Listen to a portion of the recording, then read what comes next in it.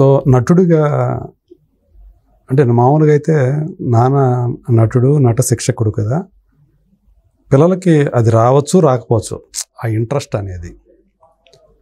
మీకు ఆ తండ్రి అలా చెప్తూ ఉంటే ఎలా ఉండేది మీకు? ఆయన్ని కొంతమందికి అయితే ఏంద్రా ఇది అని అనేవాళ్ళు కూడా ఉంటారు, కానీ మీకు ఎలా ఉండేది సార్? చిన్నప్పటి నుంచి మా వాతావరణం ఎలాంటిదంటే ఇన్స్టిట్యూటే. స్కూల్ అయిపోయిన తర్వాత మాకు మధ్యాహ్నం స్కూల్ అయిపోయేది. నేను సరే ఇంకా చెన్నైలో అయితే మీరు సౌత్ ఇండియన్ ఫిల్మ్ ఛాంబర్ అయితే అప్పటికి నేను స్కూల్ వెళ్ళే ఇది కాదుగా, పిల్లవాడిని తాగుతుండేవాడిని. మా అమ్మ ఎక్కడికి తీసుకెళ్తుంది, ఎవరు లేరు చూసుకోవడం, ఇన్స్టిట్యూట్ తీసుకొచ్చి అక్కడ వదిలిపెడితే అక్కడ పాకడం అంతే, పాఠాలు చెప్పుకుంటా ఉంటది అంతే. నా లైఫ్ అంతా పాకడాలతోటి ఎక్కడంటే స్కూల్, అదే ఇన్స్టిట్యూట్లోనే. సో ఆ తర్వాత ఎప్పుడైనా స్కూల్కి వెళ్ళిన మొదలుపెట్టిన తర్వాత స్కూల్కి వెళ్ళాం, వచ్చేసి అప్పుడు ఇన్స్టిట్యూట్కి వెళ్ళేది లేదు, ఏది చెన్నైలో. మళ్ళీ ఇంటికి వచ్చేవాళ్ళం. ఇంటికి వచ్చిన తర్వాత కూడా మా నాన్న తాలూకు స్టూడెంట్స్ అంతా ఇంట్లోనే ఉండేవాళ్ళు. మాస్టర్ అనుకుంటే వీళ్ళంతా ఏంటి కూర్చొని సరదాగా బిర్యానీలు ఇంకోటి ఇలా వండుకొని తినడం, ఇదే సబ్జెక్టు గురించి మాట్లాడుకోవడం. మినిమం ఒక 5-6 మంది 10 మంది రోజు అలా కూర్చొని మాట్లాడుకోవడం సబ్జెక్టుల గురించి, యాక్టింగ్ గురించి, దీని గురించే ఉండేది. అప్పుడు నాన్న దగ్గరికి వచ్చిన వాళ్ళు మీకు ఇప్పుడు మాకు తెలిసిన ఎవరైనా ఉన్నారా? అయ్యో రాజన్ ప్రసాద్ గారు ఉన్నారు, అందరూ ఒకళ్ళు కాదు. రాజన్ ప్రసాద్ గారు, నారాయణరావు గారు, జీవి నారాయణరావు గారు. ఓకే. సో వీళ్ళందరూ సుధాకర్ వీళ్ళంతా, రజనీకాంత్ గారు, ప్రదీప్ శక్తి గారు అయితే ఆయన పర్సనాలిటీ జైజెంటిక్ పర్సనాలిటీ కదా. ఉన్నాడు మీసం ఇంకోటి. ఆయన ఇవన్నీ యాక్టింగ్ అని వదిలేసి అమెరికా వెళ్ళిపోయాడు. వెళ్ళిపోయి న్యూయార్క్లోనూ న్యూయార్క్లో అనుకుంటా హోటల్ పెట్టాడు. మేము న్యూ జెర్సీలో దిగాం షూటింగ్. ఓకే. చింతకాయల రవికి. అప్పటికి ఆయన లేడు అసలు, ఇండస్ట్రీ లేడు అసలు, లేడు. అక్కడికి వెళ్ళిపోయాడు. అవును, అక్కడికి వెళ్ళిపోయి ఆయన అక్కడ ఉన్నాడు. అయితే అది నాకు తెలియదు, ఆయన అక్కడికి వెళ్ళాడని సంగతి కానీ ఇంకోటి కానీ తెలియదు. దిగిన తర్వాత క్యాజువల్గా ఆయన అడిగాడంట ఎవరెవరు ఆర్టిస్టులు ఉన్నారంటే, ఇలా వెంకటేష్ బాబు గారు ఉన్నారు, న్యాచురల్గా తెలుసు ఆయనకి పలానా సినిమా వస్తుందని. ఆయన రెస్టారెంట్ నుంచే భోజనాలు రావాలి. ఓకే. సో పలానా యాక్టర్స్ ఉన్నారు, ఆయన హోటల్కి ఇచ్చారనమాట. సో ఫుడ్ మాకు అక్కడి నుంచి రావాలి. పలానా రాజీవ్ కనకాల ఉన్నాడు. అవునా, మా గురువుగారు అబ్బాయి, గురుపుత్రుడు, ఇగో ఆడి కోసం అని చెప్పేసి సపరేట్గా నాకు కొంచెం వండి ఎక్కువ పంపించారు. అని చాలా జాగ్రత్తగా చూసుకో, నాకు ఎట్టి పరిస్థితిలో ఇక్కడి నుంచి తీసుకెళ్ళిన కోఆర్డినేటర్ ఉన్నాడు కదా, నీకు ఏదైనా మంచి నేను ఏమైనా సరిగ్గా చెయ్యాలంటే నువ్వు అతన్ని నా రెస్టారెంట్కి తీసుకురా భోజనానికి, సాయంత్రం ఎప్పుడో షూటింగ్ అయిపోయిన తర్వాత. ముందైతే వాడికి జాగ్రత్తగా తీసుకెళ్ళు, వాడికి మాత్రమే ఇది. ఎమోషనల్ బ్లాక్మెయిల్ కూడా చేశారు. అంటే సాయంత్రం మళ్ళీ నన్ను తీసుకెళ్లారు.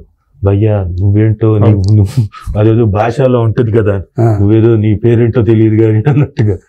ఆయన ఏంటి నీ గురించి అడుగుతున్నాడు, సాయంత్రం ఎట్టి పరిస్థితుల్లో రావాలి భయ్యా నువ్వు, మా ఇంకా చాలా ఉంది షూటింగ్ అంటే సరే వస్తున్నానులేండి. ఆయన నాకు తెలిసిన అంకులు. కాకపోతే నా ఊహ తెలిసిన తర్వాత ఆయన కలిసింది ఎప్పుడు లేదు. ఓకే. ఆయన నన్ను చిన్నప్పుడు చూసిందే. రాజీవ్ కనకాల అనేది పట్టేశారు అంతే. గురువు నన్ను ఎప్పుడూ చిన్నప్పుడు చూసింది. తర్వాత నేను మళ్ళీ పెద్దగా అయిన తర్వాత అక్కడ చింతకాయలరావు అప్పుడు పెద్ద యాక్టర్ అయ్యేటప్పటికి ఆయన లేడు, ఆయన ఇండస్ట్రీలో లేడు, వదిలేసి వెళ్ళిపోయాడు. అంటే నేను యాక్టింగ్ మొదలు పెట్టేసరికి ఇండస్ట్రీలో ఉన్నాడు. బట్ ఇదిగోండి ఈ మెయిన్ ఇండస్ట్రీ, సినిమా ఇండస్ట్రీలోకి వచ్చేసరికి ఉన్నాడు అప్పటికి వెళ్ళిపోయాడు. సో అలాంటి ఇదంతా అలాంటి వాళ్ళంతా వచ్చి చేశాడా గురుపుత్రుడికి? చెప్పాడా అప్పుడు సంగతులు చెప్పాడా? అన్ని సరదాగా కంపల్సరీ ఇంటికి వచ్చేవాళ్ళం. నాన్నగారు మాకు అది చేసి పెట్టేవాళ్ళు, ఇది చేసి పెట్టేవాళ్ళు, ఇవన్నీ చెప్తుండేవాళ్ళు. సరే ఇంకా హైదరాబాద్కి వచ్చిన తర్వాత స్కూల్ అయిపోయిన తర్వాత కంపల్సరీ ఇన్స్టిట్యూట్కి వెళ్ళాను. ఓకే. ఇంకా మమ్మల్ని ఇంటి దగ్గరికి వెళ్తే ఎవరు చూసుకోవడానికి లేరు, ఇన్స్టిట్యూట్కే. అంటే మాకు ఇంకొక 2 గంటల సేపు ఇన్స్టిట్యూట్లోనే గడపాలి, 5:30-6 గంటల వరకు. ఓకే. సో 6 గంటల వరకు మిగిలిన జరిగే క్లాసులన్నింటిలో మేము ఇన్వాల్వ్ అయ్యేవాళ్ళం. మేము కూడా ఇన్వాల్వ్ అయ్యి చేసేవాళ్ళం వాళ్ళతో పాటు ఇంప్రవైజేషన్స్ అన్ని, ఏది చిన్నప్పటి నుంచి. సో అలా ప్రాక్టికల్ నాలెడ్జ్ ఉంది, థియరీ లేదు. థియరిటికల్గా, ఎందుకంటే థియరీ క్లాసులో కూర్చోలేదు. ఆ వయసులో ఏం చెప్పినా ఏం అర్థమవుతుంది థియరీ. సో తర్వాత మెల్లగా నేను బాలానందము, బాలభవను ఇవన్నీ చేసి, మళ్ళీ తర్వాత మా ఇన్స్టిట్యూట్లోనే సమ్మర్ కోచింగ్ క్యాంపులు చేసి, ఆ తర్వాత మా ఇన్స్టిట్యూట్లో తర్వాత మధ్యలో ఆన్ అండ్ ఆఫ్గా నేను డిప్లొమా కోర్స్ చేసి BA theatre arts first batch student నేను తెలుగు యూనివర్సిటీలో. నా కోసమే పెట్టినట్టు, లేకపోతే నేను బిఏ కూడా చేసేవాడిని కాదు. ఓకే. సో అది చేసి అక్కడి నుంచి ఎంఏ చేశాను. సో నాన్నగారి కోరిక మేరకు ఎంఏ చేశాను. ఈ ప్రాసెస్లో బిఏ జాయిన్ అయిన తర్వాత రోజు వీళ్ళు నా క్లాసులో ఏం పాఠం అయితే చెప్తారో దాన్ని క్లారిఫై చేసుకోవడానికి నాన్నతో క్లాసులు. ఎక్కడో అమెరికా మనం పోవడం ఏంది, ఆయన శిష్యుడు అక్కడ పేరు పొందిన ప్రదీప్ శక్తి అంటే ఆ రోజుల్లో అసలు ఆయన చూస్తే జనాలు దడుచుకునేవాడు. అసలు పిల్లలైతే దడుచుకునేవాడు, అసలు చిన్నపిల్లలు. ఆయన దడుచుకోవడం ఏంటి సార్, రాజేంద్ర ప్రసాద్ గారిని దడిపించాడు ఆయన సీనియర్ కదా. రాజేంద్ర ప్రసాద్ గారి కన్నా ఈయన కూర్చొని రూమ్లో కూర్చునేవాళ్ళు. రూమ్లో ఉండే ప్రసాద్ నువ్వు గనక వెళ్ళి అది తీసుకురా. ఈయన పాపం సన్నగా బక్కగా పేలగా ఉండేవాడు. తీసుకురా, అది తీసుకురా, లేకపోతే ఎదుగో బ్లేడ్ పెట్టి కోస్తా, ఇలా భయపెట్టేవాడంట. ఓకే. ఇవి విన్నాను నేను. సో అంత మనిషి కూడా అట్లా ఉంటాడు మరి, హైట్ సరదాగా భయపెట్టేవాడు అనుకోండి. అదే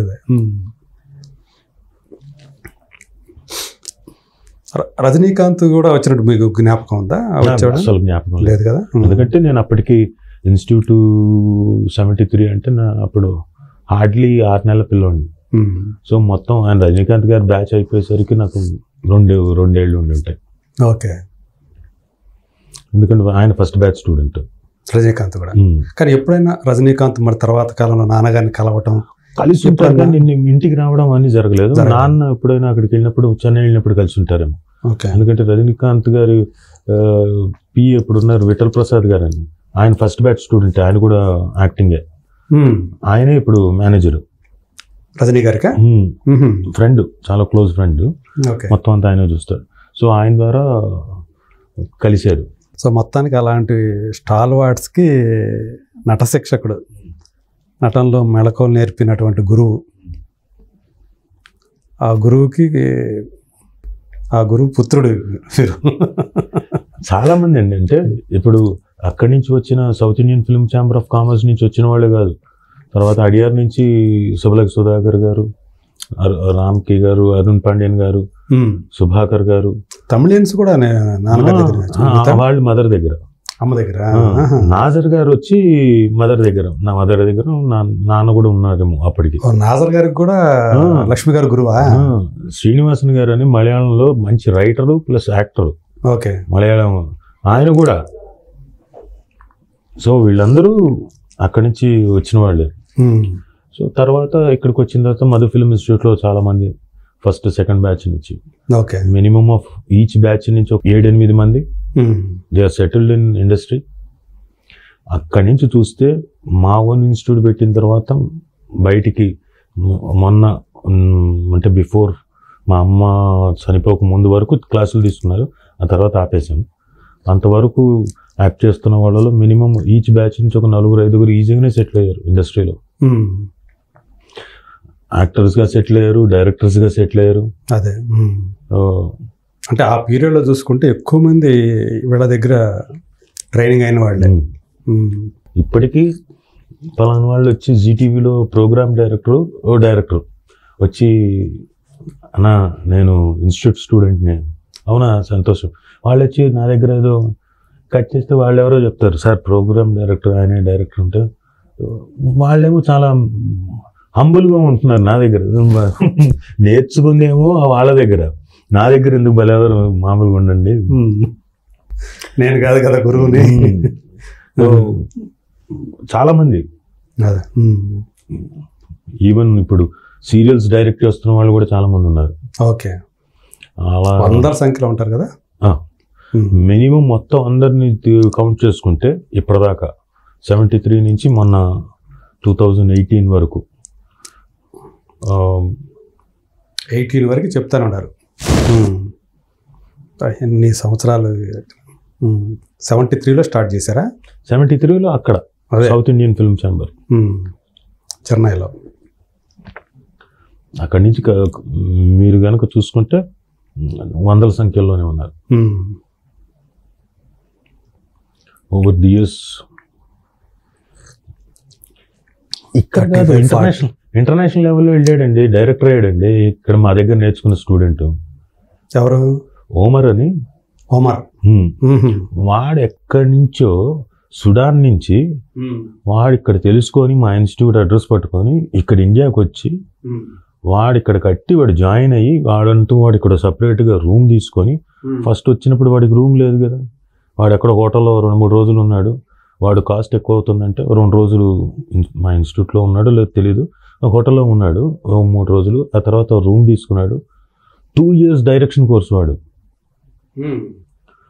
చేసి డిప్లొమా ఫిల్మ్. ఇక్కడ వాళ్ళని చేయడానికి ఇబ్బంది పడతారేమో, వాడు ఇక్కడ మొత్తం గవర్నమెంట్ దగ్గర ఫ్రీ పర్మిషన్లు తెచ్చుకొని డిప్లొమా ఫిల్మ్ చేసి సుడాన్ వెళ్ళాడు. సుడాన్ వెళ్ళి అక్కడ డైరెక్షన్లు కూడా చేశాడు. హ్యాపీ కదా. తెలుగు అక్షరం రాదు అతనికి, ఇంగ్లీష్ కూడా no what talk Raja, what is this, no what is this, no no no ఇన్షాల్లా no you can't do that అని మాట్లాడేవాడు. తెలుగులో శ్లోకాలు చెప్పి మాకేంటంటే డిక్షన్ కోసం అని చెప్పేసి ఈ సుప్రభాతం ఇవన్నీ పలికిస్తారు.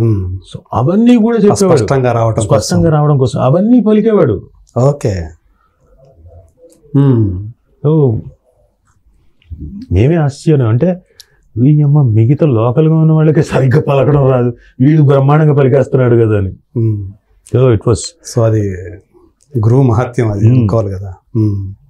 ఎక్కడి నుంచో వచ్చాడు అంటే ఇక్కడ ఇండియన్ అయితే వేరే స్టేట్ని అనేది అనుకోవచ్చు నేర్చుకున్నాడు అని. అసలు మనకు సంబంధమే లేని కదా. సోడాన్ ఎక్కడో సోడాను, అక్కడి నుంచి వచ్చాడు.